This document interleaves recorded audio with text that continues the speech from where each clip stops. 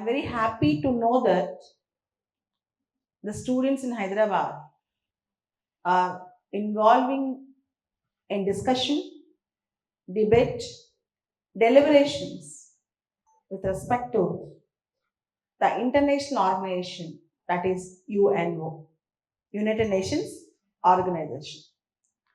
This year is a remarkable year for UN.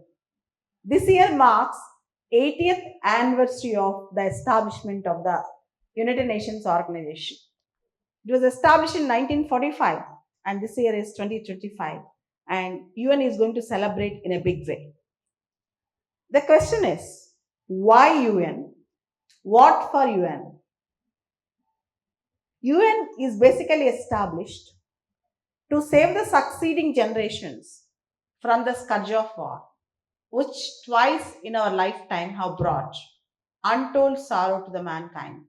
The major aim of the United Nations is to establish peace and abhor wars and condemn the wars.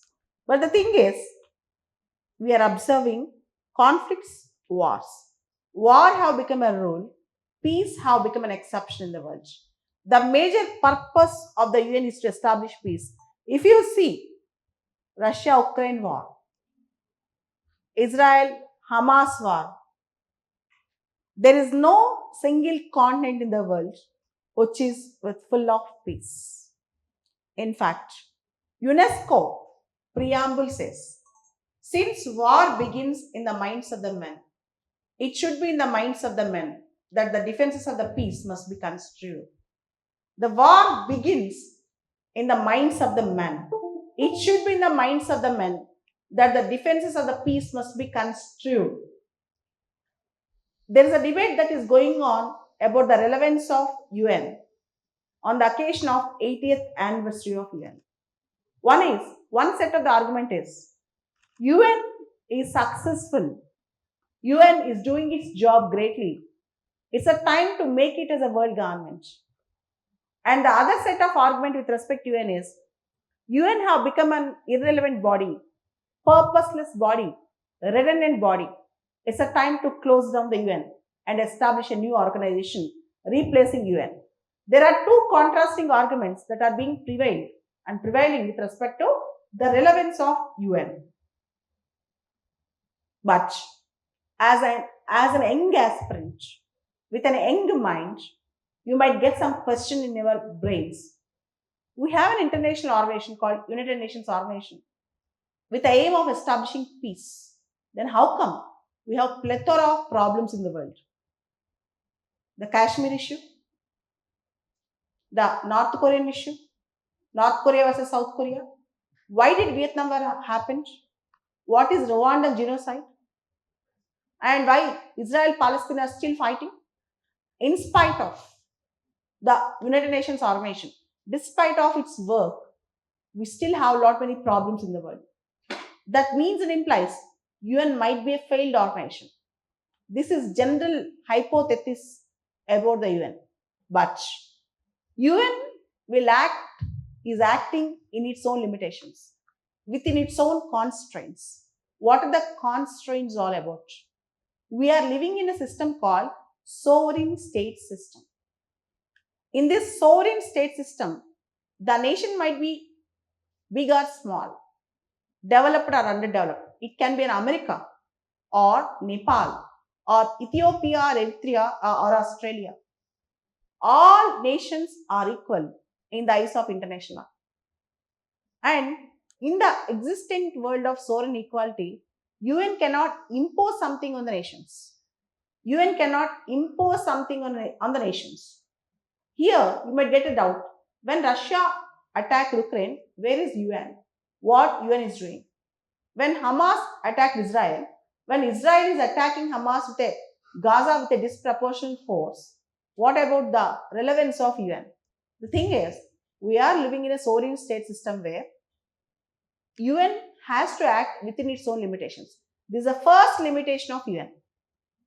The other important thing, among all the six principal organs of the UN, the only powerful organ was UNSC, United Nations Security Council.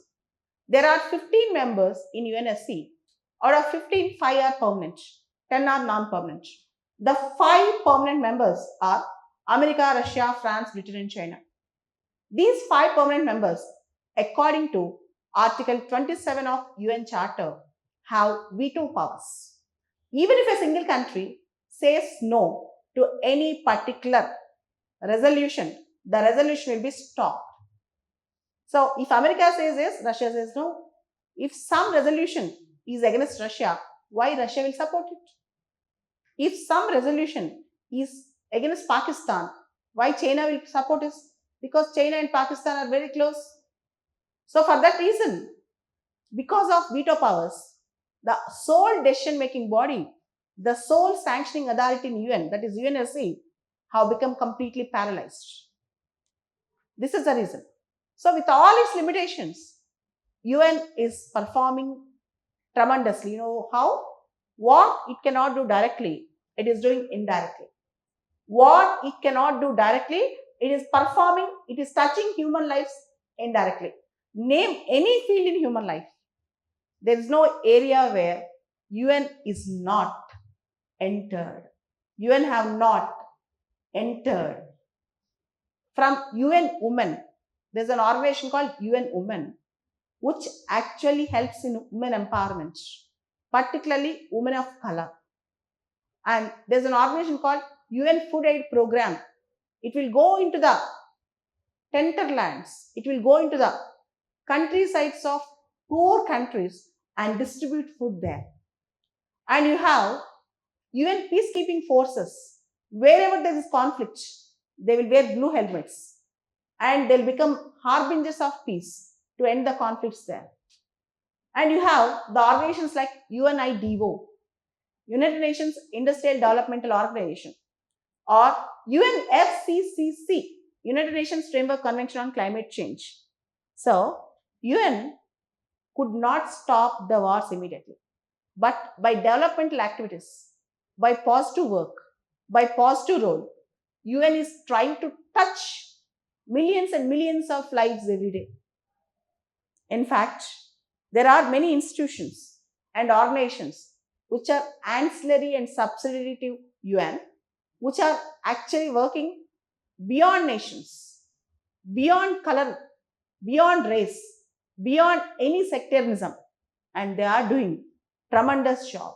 This 80th anniversary of UN is a celebration, and as young minds, you should also focus on SDGs, Sustainable Developmental Goals.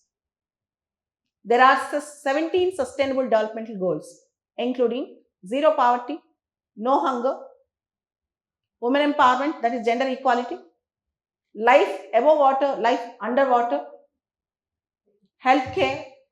There are 17 goals and there are many sub goals also. If you can actually ponder upon, delve upon, discuss upon, debate upon all these points, and if you could bring proper solutions for the challenges faced from the Indian perspective, you are expected to understand the SDGs from the Indian perspective. In India, if you see, even today, we don't have gender equality. It will take more than 160 years for India to reach gender equality, gender parity. In India, if you observe poverty, there are people who are starving. There are children who could not afford qualitative education. The young brains today, they might know rocket science, but they should also know how to alleviate poverty. ISRO is going beyond our expectations. At the same time, there are people who are starving. There are children who are malnourished. So, your target is, in this model UN, you should represent the developing nations. In the UN, the debate is always between the developed world and the developing world. The developed world always is hegemonistic, always try to dominate. And as a aspirant in the model United Nations, you should understand the challenges of global south, which includes Latin America, Africa, and Asia. These are things which are really important. And whenever you speak, whenever you practice in the model United Nations, you should have a proper data to represent.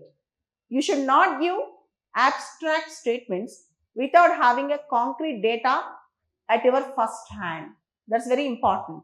And when you talk in a diplomatic language.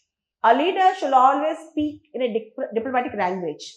Rationality should precede the emotions. Emotions will never count in UN. The rationality and the words that count. At the same time, UN reforms is also need of the hour. UNSC reforms is the need of the hour. In the multipolar world, in the multilateral world, the UN realities, the UN permanent membership, UNSC permanent membership reflects the global realities in 1945. In 2025, the things will change. There are many things that will come up. India, Brazil, Japan, Germany, many countries are coming up, but they did not have the permanent seat in UNSC. Now we are fighting by organizing a group called G4. Counter to G4, there is a group called Uniting for Consensus, also called as Coffee Club. They don't want UNSC reforms. They are Pakistan, Mexico, Spain, all these countries. They don't want UN reforms. Even if they go for UNSC reform, they don't want the countries like India, Germany, Japan and Brazil to get the permanent membership. There's a big fight that is going on in UN. Anything, if you want to bring any change into the UN, first thing is all the P5 countries should accept. All the P5 countries should support these changes. Why do they support? Because they have already constructed an iron wall. They never wanted to allow, they don't want to allow new countries to come into permanent membership in UNSC. In this world, UN also have limitations. You know how? UN do not have a separate army to impose its sanctions. UN do not have separate funding mechanism. UN will get funding from all the member countries. As the powerful countries will have big pockets, their GDP is very big. Their contributions are very important for the functioning of UN. And UN Secretary General also has to function within his own limitations. With all the limitations, UN is doing a tremendous job and trying to achieve big things. In fact, I can tell you, world has not seen the Third World War with the proper and efficient efforts of the United Nations organization. So coming to what you are going to learn by participating in model United Nations. Leadership skills. Beyond that, the broad understanding of international challenges, international problems. What are the international challenges and international problems? The first challenge and the first problem is terrorism. Second is nuclear proliferation. Third is hegemonistic world order. Fourth is aggrandizement, aggression in the world. And the fifth is the need for UN reforms. Sixth is the need for economic reforms, world economic reforms. Seventh is South-South cooperation. Eighth is solving the frozen conflicts in the world. What are frozen conflicts? The conflicts which are never ending. Example, Kashmir issue, Israel-Palestine issue. They are considered as frozen conflicts. Ninth is with respect to protection of environment, ecology. And the 10th one is gender empowerment. There are many new challenges in front of UN today. Your task is, as young minds, young aspirants, you have to bring ideal solutions, practical solutions for all these things. This is how you will become a better citizen. You will be more engaged with the society. You will get connected with the society. And you will have more social orientedness and awareness. So all the best for the students and also all the best for Narayanamma College and respected principal sir and vice principal sir.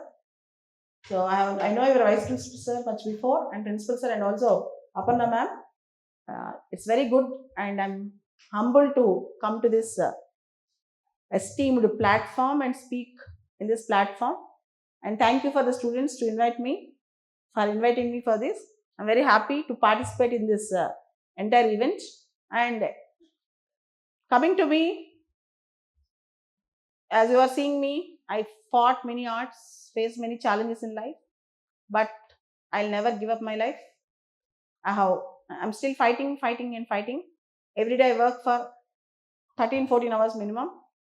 And my aim in my life is to create as much impact as possible till my last day of my life. This is that. Thank you. Thank you.